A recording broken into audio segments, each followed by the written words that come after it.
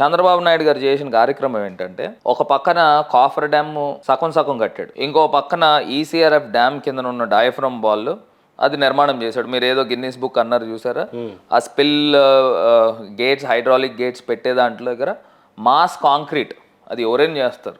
ఇంత పెద్ద ప్రాజెక్ట్స్లో ఫండ్ అంటూ వచ్చింది అని అంటే ఇంత మాస్ కాంక్రీట్ ఎవరైనా చేస్తారు, పెద్ద పెద్ద కంపెనీస్ ఉన్నవాళ్ళు.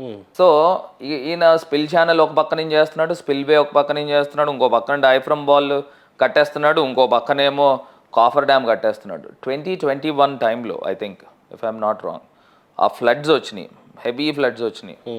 Almost 28 lakh cusec water release అయింది. ఇప్పుడు మీకు కాఫర్ డ్యామ్ వెడల్పు ఐ థింక్ అరౌండ్ 1.5 kilometer వెడల్పు ఉంటుంది. అక్కడి నుంచి నది ప్రవాహం వెళ్తూ ఉంటుంది. ఈయన ఏం చేశాడంటే ఆ ఫ్లడ్స్ టైంలో ఒక పక్కనేమో 1/2 kilometer ఓపెనింగ్ ఉంది, ఇంకో పక్కన 300 meter ఓపెనింగ్ ఉంది. ఈ చివర ఆ చివర మధ్యలో ఏదో కట్టాడు. అప్పుడు ఫ్లడ్స్ వచ్చినప్పుడు మీకు 1.5 kilometerలో వెళ్ళే నది ప్రవాహము 1/2 kilometerలో వెళ్తే ఎంత ప్రెషర్ వెళ్తుందండి, వెలాసిటీ ఎంత పెరిగిపోతుంది, దానికి 5-6 times వెలాసిటీ పెరిగిపోయింది. పెరిగినప్పుడు ఆ వాటర్ అంతా కూడా వచ్చి ఈసీఆర్ఎఫ్ డ్యామ్ ప్రదేశంలో కిందనున్న డయాఫ్రమ్ వాల్ని ఎత్తుకుని వెళ్ళిపోయింది, ముక్కలు ముక్కలు అయిపోయింది. అది మనకి తెలియదు. దాని తర్వాత ఫ్లడ్స్ రిసీట్ అయిన తర్వాత అప్పుడు కంటికి కనబడిపోయింది ఈసీఆర్ఎఫ్ డ్యామ్ కొంచెం పైకి ఉంటుంది. I mean diaphragm wall foundation కిందకి ఒక 20-30 meter లోపలికి ఉన్న, పైకి ఒక 4-5 meters పైకి ఉంటుంది. అవన్నీ మొక్కలు ఇరిగిపోయినాయి.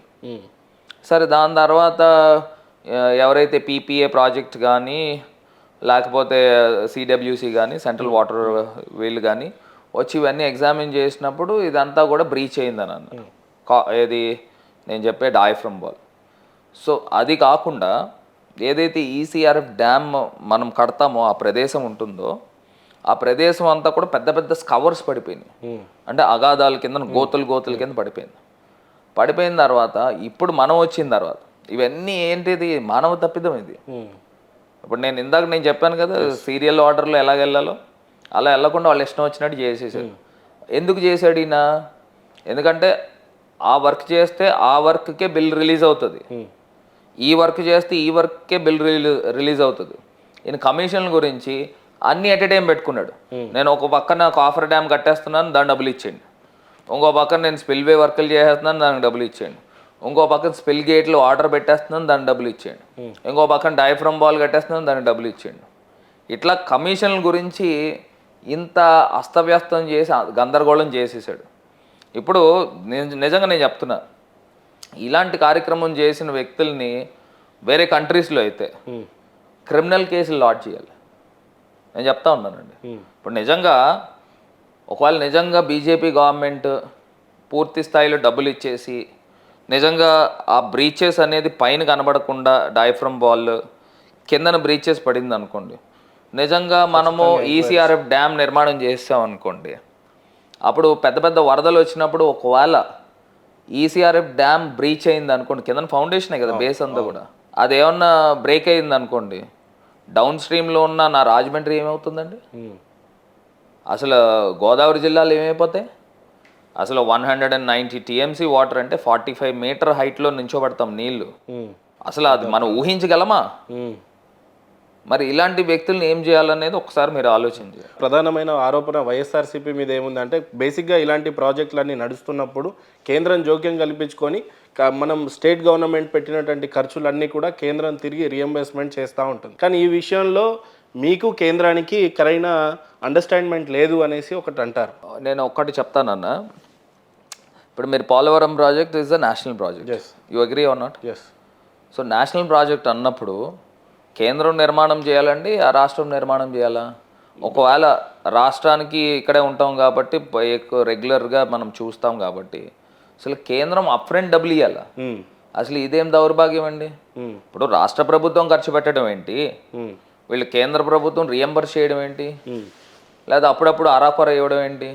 ఇవాళ ఇంకా నాకు తెలిసి 2,000 కోట్ల పైనే ఇంకా పోలవరం స్టేట్ గవర్నమెంట్ ఖర్చు పెట్టిన డబ్బులు రావాల్సి ఉంటుంది, ఇఫ్ ఐఎమ్ నాట్ రాంగ్. పార్లమెంట్లో ఇది కూడా విన్నాం, పోలవరంకి సంబంధించిన ఫండింగ్ ఆల్రెడీ మేము రిలీజ్ చేస్తున్నాం, అనుకున్న దానికంటే ఎక్కువ ఖర్చు వస్తూ ఉంది, సో మిగతా ఖర్చులంతా కూడా ఆంధ్ర రాష్ట్రమే భరించాలి అని చెప్పేసి పార్లమెంట్లో కొన్ని చోట్ల వినడం జరిగింది. నేను ఒకటి చెప్తానండి, ఇప్పుడు మీకు హౌస్ ఉందా? ఉమ్. మీ హౌస్ మీరే కట్టుకున్నారా లేదా కొనుక్కున్నారా? మనకు కొన్నిసార్లు సాధ్యం అవుతుంది మనమే కట్టుకోవటం, లేదంటే కొంటాం. ఇప్పుడు మీరు హౌస్ 1 ఇయర్లో కట్టాల్సిన హౌస్ 5 ఇయర్స్ కట్టామనుకోండి, ఏమవుతుంది? కాస్ట్ ఎఫెక్ట్ పెరుగుతుందా లేదా? ఎస్. ఇప్పుడు స్టీల్ పెరుగుతుంది, లేబర్ పెరుగుతుంది, లేకపోతే సిమెంట్ పెరుగుతుంది. సో పోలవరం ప్రాజెక్ట్ కూడా సేమ్ లైక్ దట్. అది పెద్ద ప్రాజెక్టు. మీరు సకాలంలో డబ్బులు ఇస్తేనే కదా మన ప్రాజెక్ట్ ఇన్ టైంలో ఖర్చు పెట్టేది. 2014-15 ప్రైజెస్ 20,000 కోట్లు అండి. 2019-20 revised price I think 46,000 crores if I'm not wrong.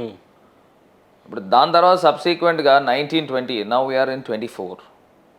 ఇవాళ రివైజ్డ్ కాస్ట్ చేస్తే మోర్ దాన్ 60,000 or 70,000 crores అవుతుంది. మరి ఇవేం డబ్బులు బీజేపీ పార్టీ కాదు కదా, ఇది ప్రజల డబ్బులు. ప్రతిదానికి జవాబీదారీతనమే.